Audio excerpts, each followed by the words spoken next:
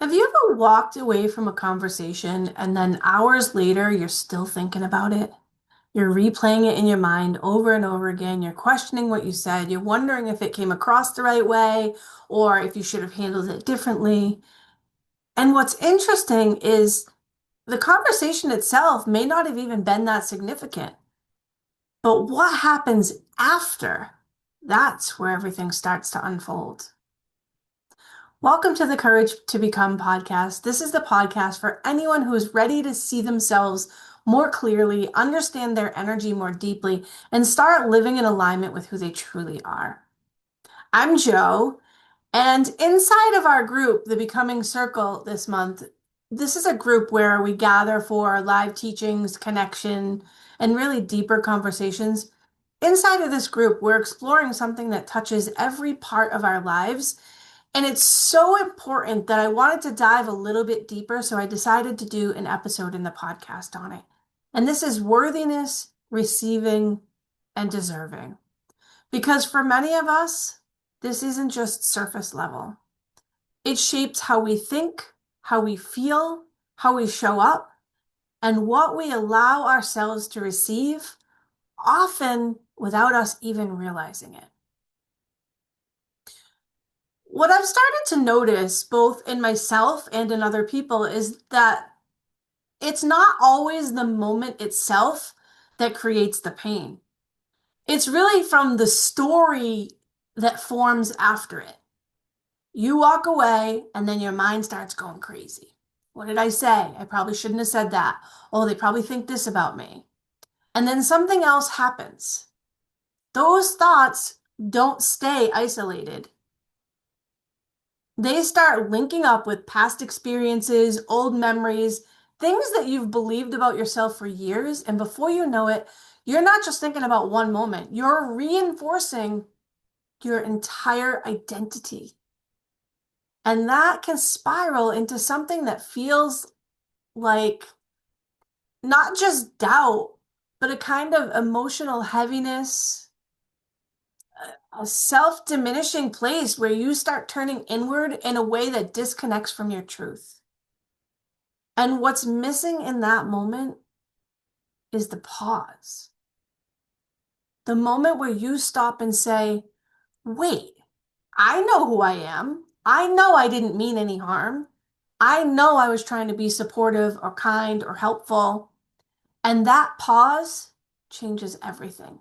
Because when you stop, you create space to see it from a different perspective. This is where understanding energy really becomes important because this isn't random. This is how energy works. There was a study that was done by Masaru Emoto where he looked at how water responds to intention. And when water was exposed to words like love, gratitude, appreciation, the crystals formed into this beautiful, intricately woven pattern of a snowflake. But when it was exposed to criticism, negativity, or harsh language, that structure changed. It became distorted and it wasn't very pretty. Now think about that. Your body is made up of mostly water. So what happens when the thoughts that you're holding about yourself are, I messed that up, I'm not enough, I should be better than this? That energy doesn't just pass through you. It organizes you. Your ego is not the problem. It's actually incredibly intelligent. Its job is to keep you safe by maintaining consistency. So instead of saying you are the boss and your ego listens to you, a more accurate way is your ego organizes your perception based on what it believes keeps you safe. And here's the key. It looks for patterns to confirm that belief. So if somewhere along the way you've learned, I'm not good enough, your ego is going to filter your reality to notice moments where you felt awkward, times where you weren't acknowledged, things that didn't go perfectly. And it's going to downplay when you were appreciated, when things went well, and when you were fully accepted. Not because those things didn't happen, but because they don't match the pattern that it thinks you want. Think about this for a moment. What is one belief that you've carried about yourself for a long time?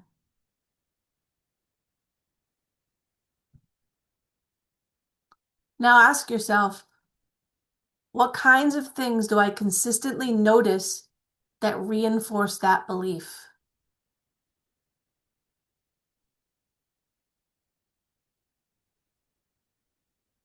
And then ask yourself, what might I be overlooking? And that alone can start to shift everything. This part is really important, and I need you to hear me. This is not your fault. This is conditioning. This is what you learned, what you absorbed, what you experienced. And often it was reinforced by the environments that you were in, the people that were around you, the emotional dynamics that you grew up in.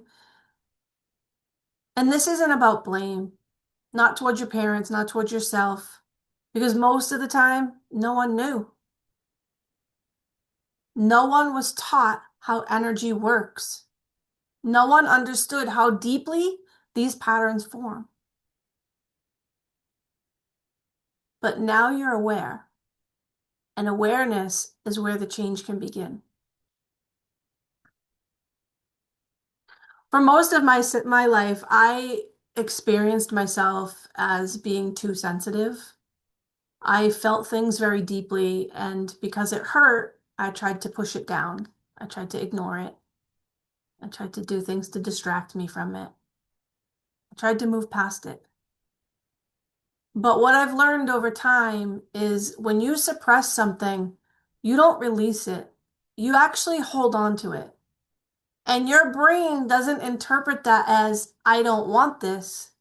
It interprets it as, this must be important, so let's keep it active. And that's why patterns repeat. Have you ever noticed that? That the same emotional experiences keep showing up in different forms? That's not random. That's a pattern asking to be seen. And this is where human design can be so powerful because it shows you where you're most likely to feel conditioned. So let's take the will center, for example. This is deeply connected to your worth. If this center is undefined, you may feel like you need to constantly prove your value. The will center is this small center on my chart behind me between the yellow and the brown. Mine is white, so it's undefined, and the majority of us are going to have that as undefined.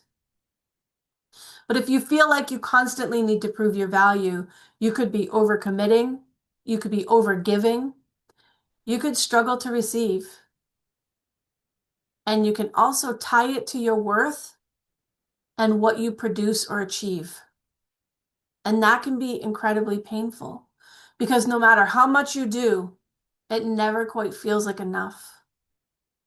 And for me, this was a big part of my story. Growing up, I didn't always feel like I came first. There were other needs in my family that required attention. And without realizing it, I created a story that said, my needs don't matter as much. And that becomes a lens. Not truth, a lens. These things don't happen because we had bad parents. They happen because this is how energy organizes through experience. And often we come into families where similar patterns already exist, where similar wounds are already present because there's something for us to learn. Not the pain itself, but the lesson underneath it. Maybe it's learning to value yourself, learning to receive, learning to trust your voice. Your design shows you where these lessons live. I want to bring this into something a little bit more personal, something that often feels small in the moment, but actually holds a lot of information. Being seen, being supported, being cared for. Think about a time recently when someone offered to help you, or gave you a compliment, or acknowledged you, or showed up in some way. Just bring one moment to mind. And now I want you to notice something. Not what happened. How did you receive it? Did you brush it off? Did you minimize it? Did you say, ah, it's nothing?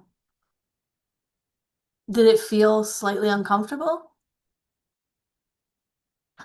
Did you maybe quickly redirect the attention? Or did you actually allow yourself to take it in, to feel it, to receive it? Because this is where the reflection lives. Not in what was offered, but in how it was received.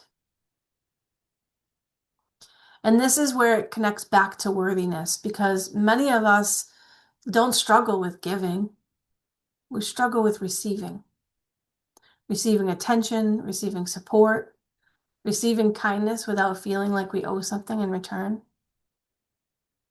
And when receiving feels uncomfortable, we unconsciously limit what we allow into our lives.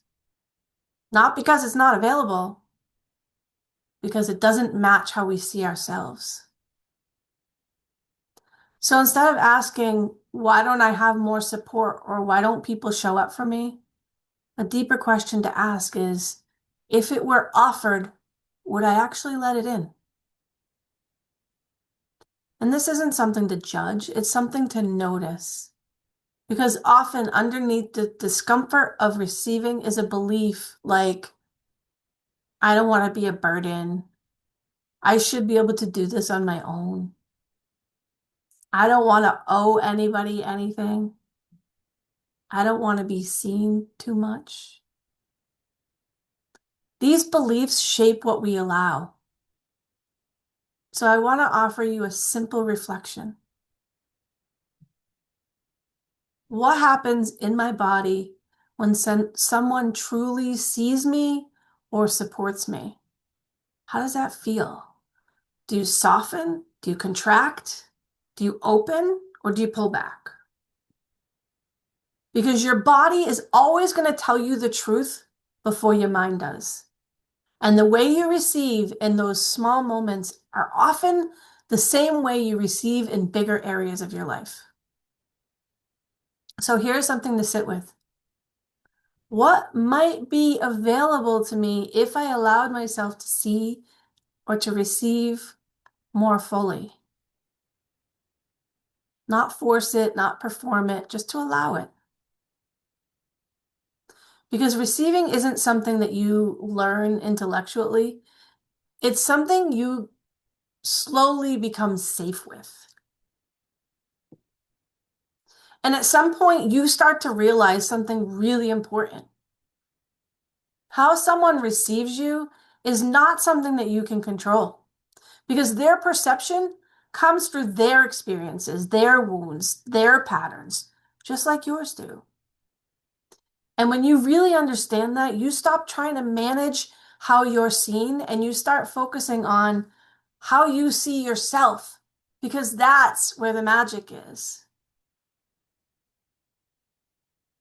So I'll leave you with this. Where might you be seeing yourself through an old story? And what might be possible if you allowed yourself to see something differently? Not perfectly, not all at once, just differently. Because the moment that shifts, your life begins to reflect something new. If this conversation resonated with you and you're starting to see patterns in a new way, I would love to explore that with you. I would love it if you would hit like if you resonated with this and maybe share it with a friend. And if you want to go deeper, I offer free coffee chats where we can look at what's coming up for you, how your design plays into it, and what alignment could look like moving forward. No pressure, just clarity. I'll put the link in the show notes if you're interested. And again, if it resonated, I would love it if you would like, share, and subscribe. Thank you, everyone.